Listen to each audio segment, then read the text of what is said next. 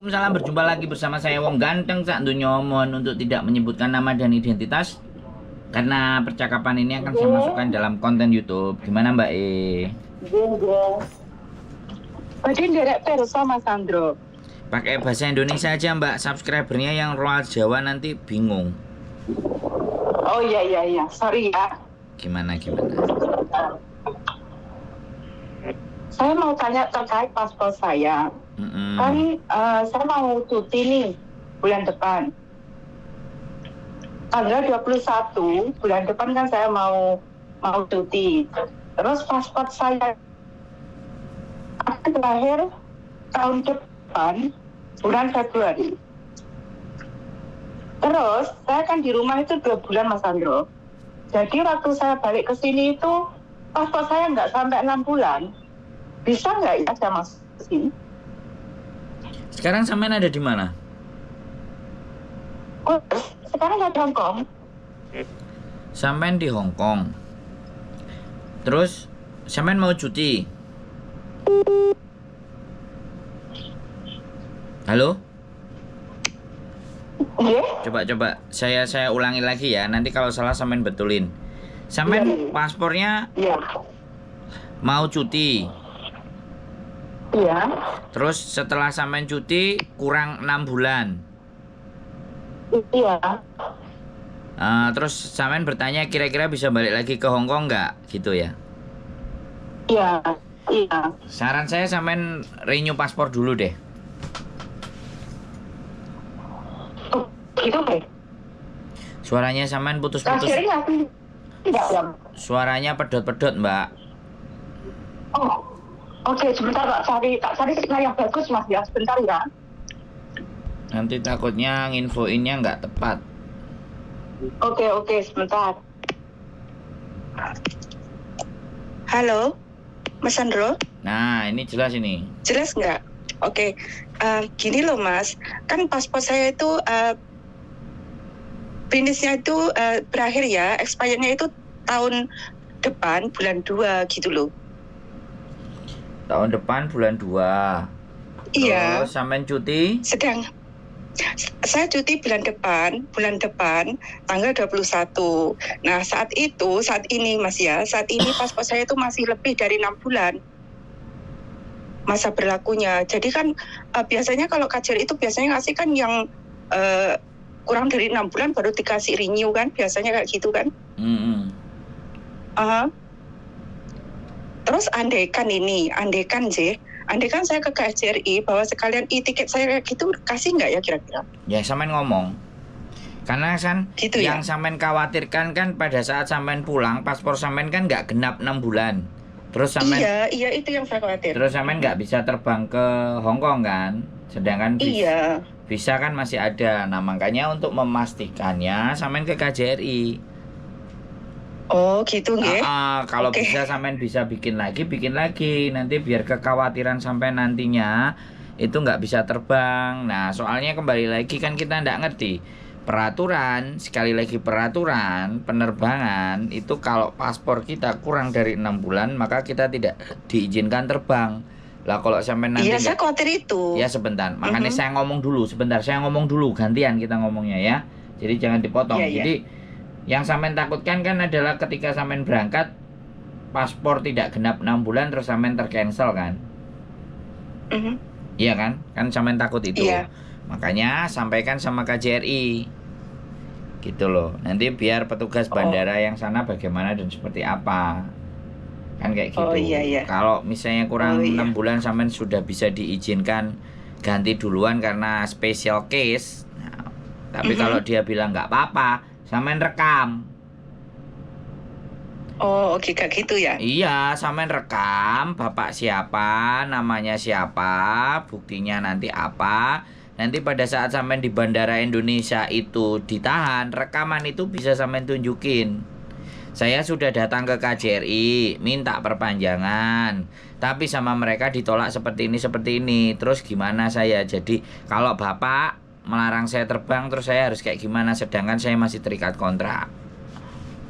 Oh, kayak gitu ya? Oh iya dong, itu kan Iya, itu namanya persiapan. Artinya kan iya, sampean ngomong sama orang KJRI itu kan ada bukti. iya. Mm-mm. Makasih loh Mas Sandro. Ya, ya nggak apa-apa. Ya mudah-mudahan tidak terjadi apa-apa. Kalau saya orangnya Iya sih. kalau orangnya nggak bisa terbang ya sudah. Saya paling kalau sama petugas ya lah Pak, piye penake lah Pak, ben iso golek duit. Cincai Halo, cing, soalnya kurang beberapa hari aja loh Mas Sandro itu. 6 Mbak. bulan kurang beberapa hari aja Iya, gitu loh. iya. Mhm. Semen kan tak kasih sekali lagi ya. Saya nggak mau diskredit atau menjelekkan siapapun. Orang mau cari duit itu kan caranya macem-macem toh Mbak. Iya, Nah, iya Mas Sandro. nanti Paham lah saya. Iya. nantinya takutnya sampean dibegitukan. Kalau sampean dibegitukan Hmm, kan yang jelas sampean sudah ada bukti dari KJRI sampean ditolak, ya kan? Terus iya, penolakannya itu kan sampean punya bukti gitu loh. iya. Nah, begitu di Indonesia sampean sodorkan itu bukti. Kalau bukti itu sudah disodorkan dia masih ndak yakin, ya artinya kan cincai lah Pak. Kita mau cari duit buat anak. Tuh bener nggak? Iya dong. Kita cari duit buat anak. Mosok koyok Iya. ngene, mbok ngel-ngel toh Pak. Nanti ini nyampe ke Hong Kong saya pasti akan renew lagi Pak. Rupane koyok ngene sampean jek tego arep njaluk Pak. Ngono. Oh, enak tuh. Halo, Ya bener nggak? Sampean kan orangnya khawatir. bener. Ya begitu khawatir, Iya.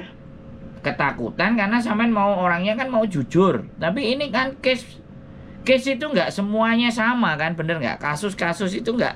Dan setiap manusia belum tentu punya hati kan, bener nggak? Bener loh. Nah, ketika semua Kadang ada yang memanfaatkan. Nah, ketika semua orang nggak pakai hati dengan bekerjanya, pastinya bekerjanya pakai duit. Bisa dipahami nggak? Iya kayak gitu ya. Nah, kalau saya kan enak. Ya saya ini kan ditanyain, orang nggak minta duit, saya ngasih penjelasan. Ya tak declare dulu dari depan, jangan sebutin nama, tak kontenin, kan gitu. Iya, kula Ah. telepon jenengan bolak-balik Om Mas. Iya, Sorry loh nggih. nggak apa-apa, ya saya mohon maaf, artinya kan sampean tetap semangat. Saya juga akhirnya juga nelpon sampean kan. Pokoknya kalau Iya, orang matur suwun. makanya kan yang jadi persoalan kadang-kadang anak-anak itu masalahnya hari ini, teleponnya hari ini. Jadi ketika nggak diangkat Oh. ngamuk-ngamuk, bener nggak? Tapi kalau Ya nggak boleh gitu dong. Loh, iya, ini kan kebanyakan namanya manusia, ya kan? Kalau Iya. misalnya masalahnya masih 1 bulan, persoalannya mau dihadepin 2 bulan, 3 bulan, sekarang sudah mulai telepon itu kan namanya persiapan. Iya. Tapi kan Kan kata, prepare ya. nah, tapi katanya Miss Yuni kan apes tidak ada dalam kamus, dalam kalender. Jadi Iya. siapapun bisa apes kapan saja. Iya, benar apes Mas Sandro kayak saya loh. Saya pernah lo komen di jenengan waktu live itu Mm-mm. yang saya hampir kena tipu sama nenek ya saya ini. Hampir kena tipu dengan nenek. Iya. Sama nenek kita berdua di rumah. Oh, terus? Tiba-tiba kan ada telepon Terus? malam-malam itu Mas Sandro ya. Siap. Saya cerita sekalian ya. Ini kan masalah paspor saya kan saya sudah paham ya. Siap. Ya, Lanjut, saya sudah paham masalah paspornya. Bagus. Saiki kula tak cerita masalah kula sing hampir kena tipu itu ya. Siap. Mantep. Senang saya. Lanjut. Gini Mas, malam-malam biasanya itu jam 9 itu sudah nggak ada telepon ya. Telepon rumah loh. Mm-mm. Sudah nggak ada orang telepon. Waktu itu malam-malam semua udah pada masuk kamar. Majikan saya, nenek saya udah pada masuk kamar. Tinggal saya sendirian yang di luar. Terus ada telepon. Saya jawab ya. Mm-mm. Dia bilang kayak gini, tapi ngomongnya Cantonese Mas Andron. Jenengan bisa dengar nggak Cantonese ya? Gini, weh gitu. Ama, dia bilang gitu. Loh, aku kaget loh, kok ada orang telepon bilang ama, sedangkan anak-anak nenek itu nggak ada yang panggil ama. Terus, iya kayak gitu. Terus aku, lihat kamu siapa? Dia bilang, kok saya? Dia bilang gitu loh. Kan memang nenek saya itu punya anak laki yang nggak tinggal serumah. Nah saya kira kan memang dia, Mas Andro. Aku bilang kayak gini, oh Pak D ya? Saya bilang gitu. Dia bilang iya. Terus dia ketawa. Saya bilang gini, oh Pak D aku kok nggak bisa mengenali suara kamu ya? Aku bilang gitu. Karena Mas Sandro, saat itu Pak D itu memang lagi sakit, batuk dia itu. Kalau seandainya saat itu Pak D itu tidak batuk, kemungkinan sangat kecil saya itu kena tipu. Terkecoh gitu loh maksud saya Mas Sandro. Ya, terus aku ngomong gini, loh, aku kok nggak bisa mengenali suaramu ya Pak D, aku bilang gitu. Dia ketawa. Ketawanya itu mirip sekali Mas Sandro dengan Pak D beneran yang saya kenal itu, mirip banget. Terus? Dia ketawa loh. Terus saya kasih teleponnya ke nenek. Yo nenek yo ngomong. Aku ngomong sama nenek Pak D, saya bilang gitu. Loh nenekku ya jagongan Mas Sandro. Ya bisa ngobrol, bercakap-cakap ya, sebentar cumaan. Terus itu Mas Sandro, malam itu ya sudah finish ya malam itu. Besoknya itu dia nelpon lagi Mas Sandro. Kita ini tertipu sudah 2 minggu, lebih dari 2 minggu loh Mas Sandro sama orang itu. Kita kira itu beneran Pak D Mas Sandro. Rupanya dia itu scammer. Terus dia itu sudah nenek saya itu udah ngobrol sama dia itu ngalor ngidul Mas, banyak sekali. Sampai orang itu tahu siapa nama kita yang ada di rumah ini loh. Sampai dia tahu Mas Sandro nama saya siapa, nama anaknya siapa, sampai tahu. Terus pagi-pagi ini sudah berjalan 2 minggu nggih Mas Sandro nggih. Berkali-kali dia nelpon. Yang terakhir kali Mas Sandro, dia telepon itu pagi-pagi nggih. Yang terakhir kali itu nenek saya itu barusan pulang dari minum teh ya orang sini. Yamja. Terus dia itu Yamja. Terus dia itu telepon kemari. Terus kan saya yang ngangkat. Terus saya kasihkan ke nenek. Tapi Mas Sandro, kenapa? Soalnya telepon rumah majikan saya itu kita itu nggak bisa melihat ID callernya itu loh. Yang ya siapa yang nelpon itu nggak bisa dilihat. Cuma telepon berdering kita dengerin cuma gitu. Lah itu pagi. Terus saat itu ngelanjutin tadi yang itu nenek pulang jam saya, dia akan telepon. Ama, dia bilang gitu lagi Mas Sandro. Ama, kamu sudah sarapan belum? Dia bilang gitu. Saya jawab kan, tapi langsung saya speaker Mas Sandro, speaker ya. Jadi kan saya dengar dia ngomong apa gitu. Sudah makan, sudah sarapan? Nenek saya ngomong gini, oh aku lo barusan pulang dari minum teh kayak gitu. Oh gitu ya, dia bilang. Kamu di rumah sama siapa? Gitu, laki-laki itu. Kamu di rumah sama siapa? Yuk biasa lo sama Cece, dia bilang gitu. Oh, dia bilang gitu. Ama, aku mau cerita sama kamu sesuatu ya, tapi jangan ngomong siapa-siapa ya. Dia bilang gitu Mas Sandro. Orang ini. Aku dengar sendiri. Iya, nenekku bilang gitu. Terus setelah itu ngomong gini, aku loh barusan ini ketangkap polisi. Loh, nenek saya kan kaget ya Mas Sandro. Kenapa? Dia bilang gitu. Enggak, soalnya tadi itu ada yang naik ke kantor saya. Soalnya ada yang naik ke kantor saya. Terus suaminya itu bilang kayak kalau saya itu velai dia. Kayak velai itu apa ya Mas Sandro? Orang kita ngomongnya apa? Melecehkan. Terus suaminya itu ngomong kalau saya itu melecehkan dia. Terus saya sama suaminya itu bertengkar, terus kita itu pukul-pukulan. Dia bilang kayak gitu. Nah sekarang saya ini ada di kantor polisi. Terus kita ini mau damai, tapi saya itu suruh settle hospital bill-nya itu loh Mas Sandro. Kayak gitu. Terus nenek saya ngomong, terus berapa gitu. Orangnya ngomong, lah kamu punya uang berapa di rumah?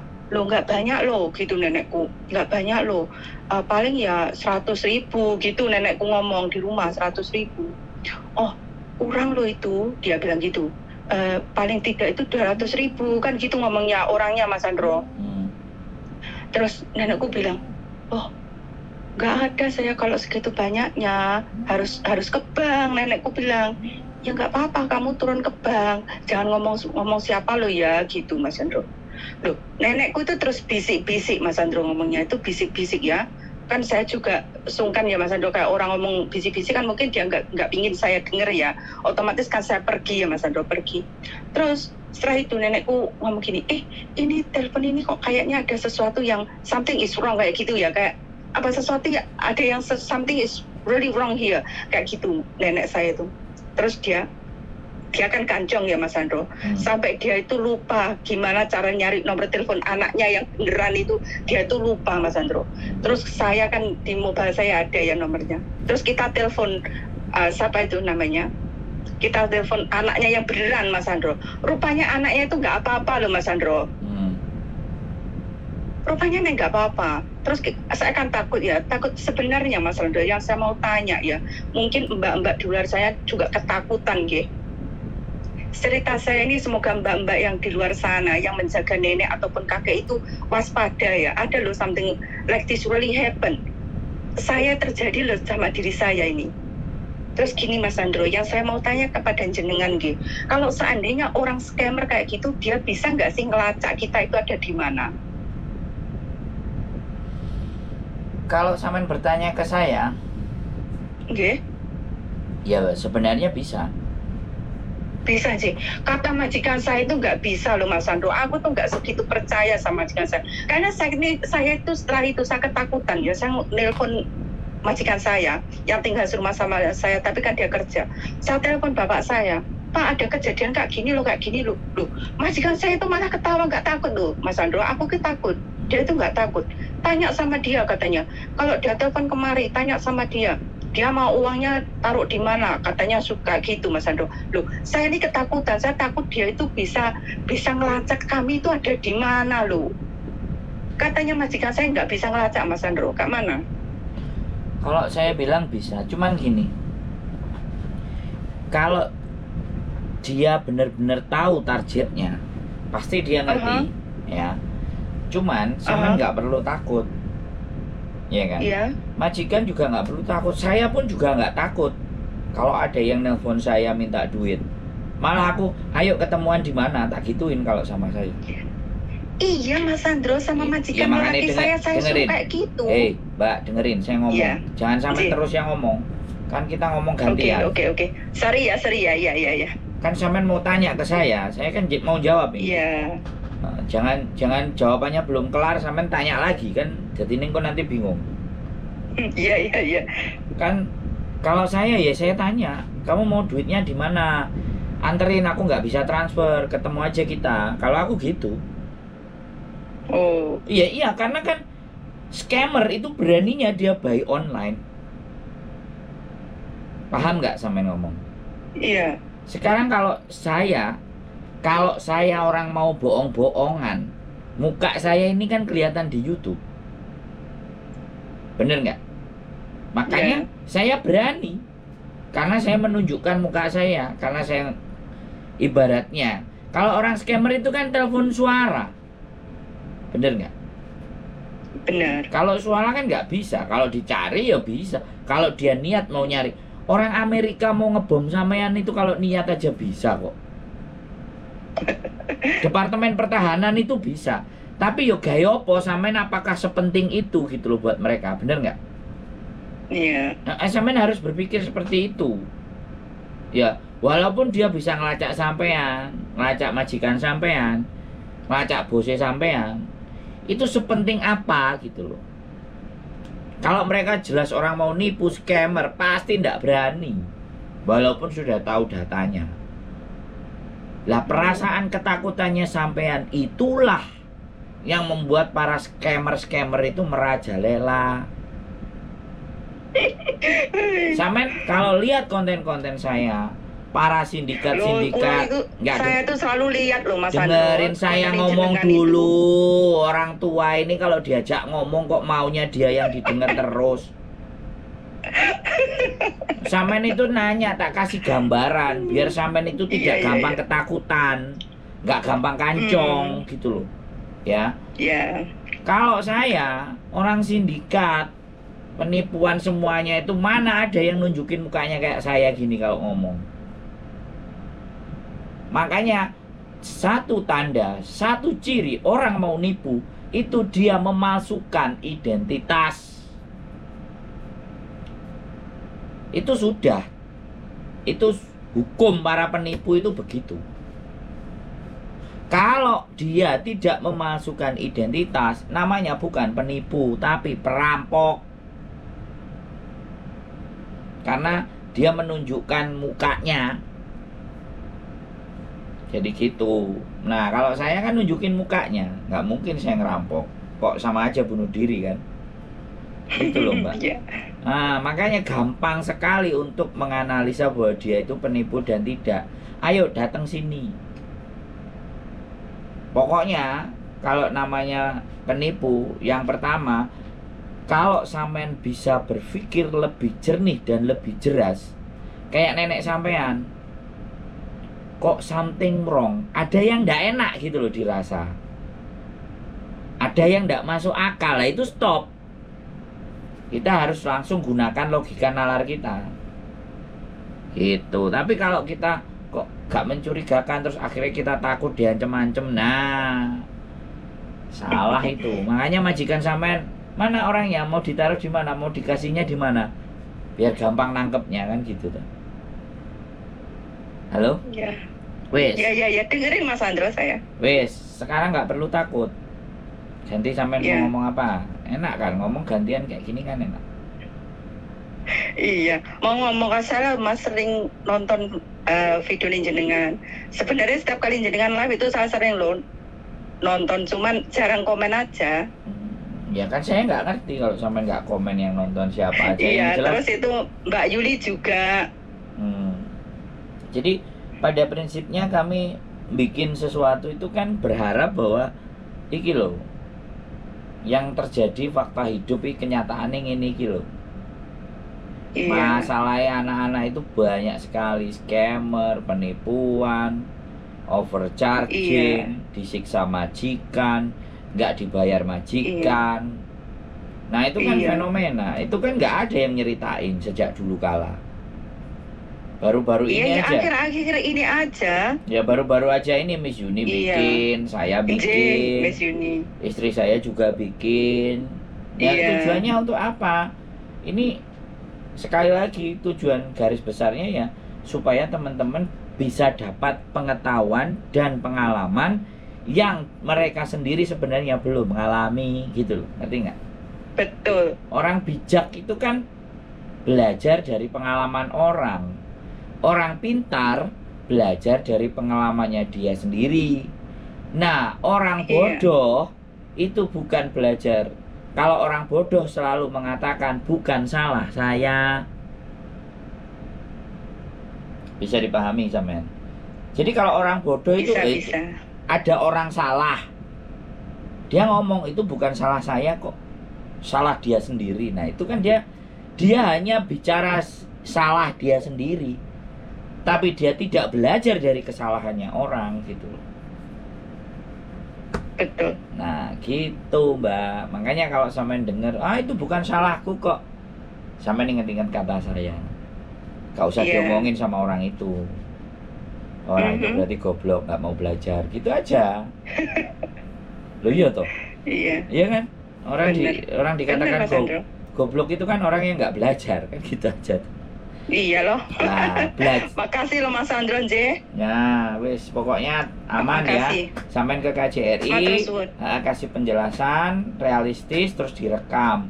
Nyalakan video, nyalakan di aplikasi HP itu pas selalu ada recording. Persiapan, nyalakan, jebret. Nah, nanti ditunjukin ya. Semoga-moga Mas Andro, satu lagi Mas Andro. Boleh satu lagi? Boleh.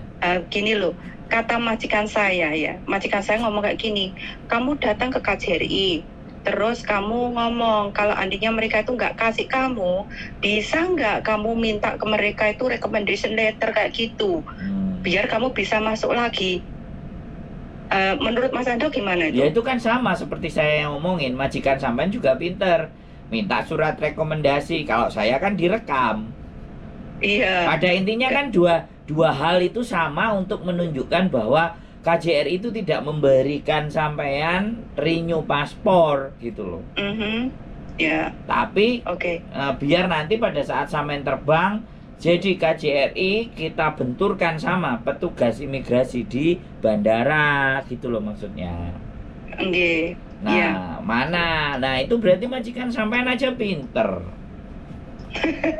Iya, cuma saya kan mau nanya juga sama Sandro gitu loh. Iya, nggak apa-apa. Gitu loh. Soalnya kan Itu artinya sampean benar-benar persiapan. Jadi sebelum melangkah cari info dari A, dari B, dari C, dari E, terus diambil kesimpulan. Kalau ternyata kesimpulannya tidak jauh berbeda, dan itu kan saya dalam bentuk suara. Kalau majikan sampean lebih kuat karena surat. Iya, Iya, kayak gitu. saya tidak menyarankan, saya tidak tadi menyampaikan surat karena sampean sendiri orang Indonesia. Tapi di ending tadi saya bilang kalau sampean sudah menyampaikan bukti, terus di sana sik panggah ngeyel, berarti ya sak niki, paham kan sampean? Sak Iya, niki, paham. sak niki nih loh, sak niki loh, isine sak gitu loh. Halo, nggih. Ya wes bisa bagus itu. Kalau saya lebih cocok majikan, sarane